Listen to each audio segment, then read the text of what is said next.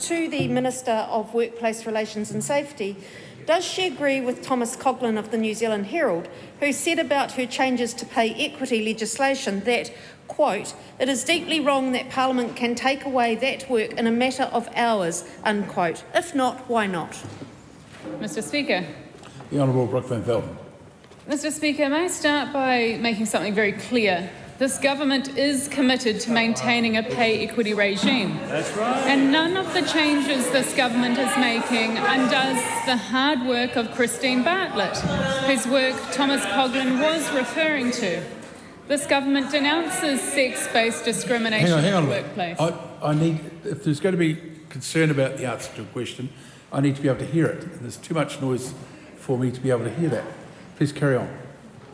This government denounces sex-based discrimination in the workplace. We will continue to have an Equal Pay Act to address cases of genuine sex-based discrimination.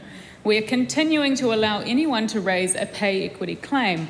What we are doing is making the system more robust, workable and sustainable, and on that basis, I do not agree with Thomas Coughlan's characterisation.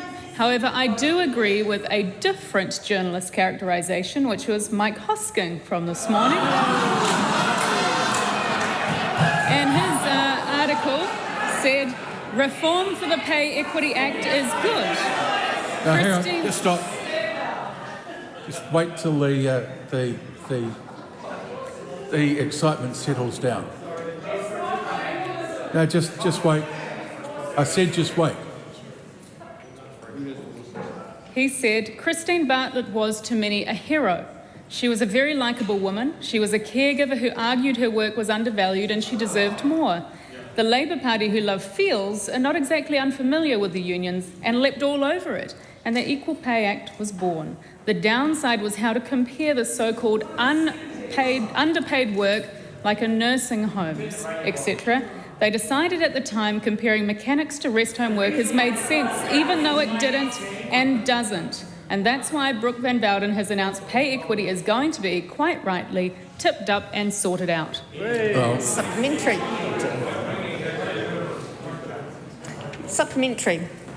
Why is she mandating that pay equity claims can only use comparators from the same industry, when the very point of pay equity claims is to highlight female-dominated industries are less valued than male-dominated industries?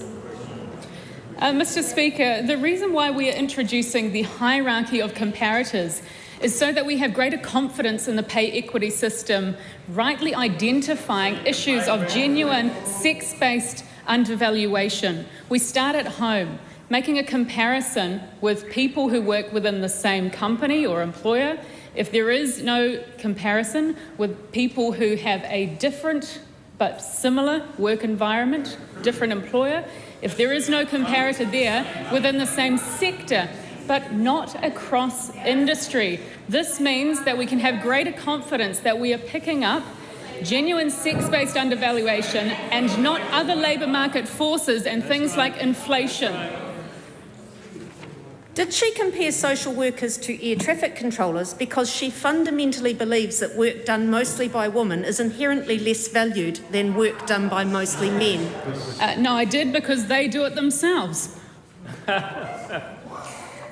Does she think, quote, "very real and significant cost reductions to government," unquote, is a price only women should pay for?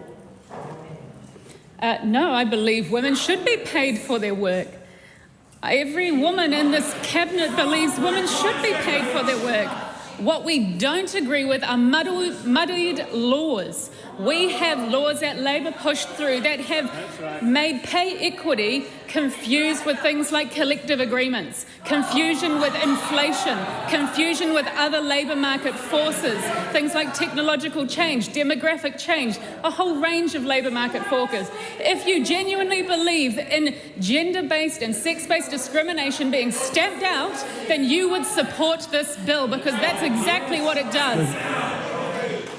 Supplementary question, the Right Honourable Winston Peters. Can I ask the Minister as to whether the questioner, who is a primary school teacher, has told her as to who gave primary school teachers massively filled with the women in that population pay parity? So how is that question? Well, you're looking at him, that's why. no, hang on a minute. I'm not about to dissect the question, but in the context of the question that is asked, in context of the supplementaries that I've been listening to very carefully, because the answers have been lengthy, that's not an unreasonable question. Yeah. It is absolutely unreasonable to refer to the background, the prior employment of any member in a question to a minister. How is that in any way in order? It is a complete departure from the standing orders and Speaker's rulings. No. Well, we're not going to go on too long. Sir, that the teaching profession in more recent years has massively become more the province of women than men, that's sad to say. But the reality is, I was just trying to make the point that this person, who has an experience as a headmistress of a primary school, was the benefit, yes. Well, the principal, same thing. There's a lot of ranges of the way to describe them. Some still describe themselves as headmistress. Not everybody's like that person, confused about what a woman is. But the point here is that they were the beneficiary of pay parity. Speaker, I'm willing to attempt to answer the question. I think everybody in the House...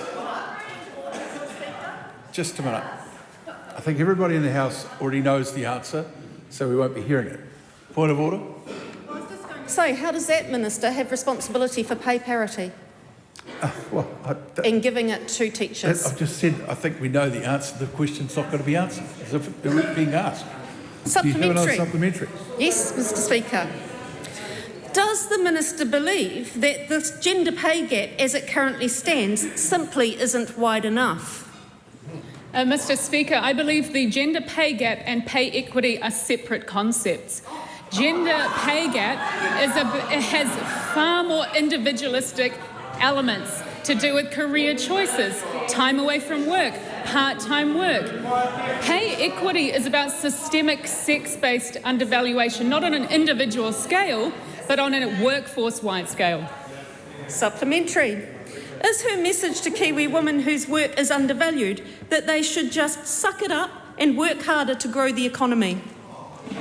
My message to women who believe they're undervalued is this government does value women. We believe in having a pay equity system that is fair, that is workable, and it is sustainable. That is not changing. People can still make claims. But if we genuinely believe in stamping out sex-based undervaluation, everybody should be in favour of being able to correctly identify it. Supplementary. Is she comfortable that taking the women's movement backwards by decades will be her political legacy? My political legacy shouldn't be the focus of that member. She should focus on doing her job.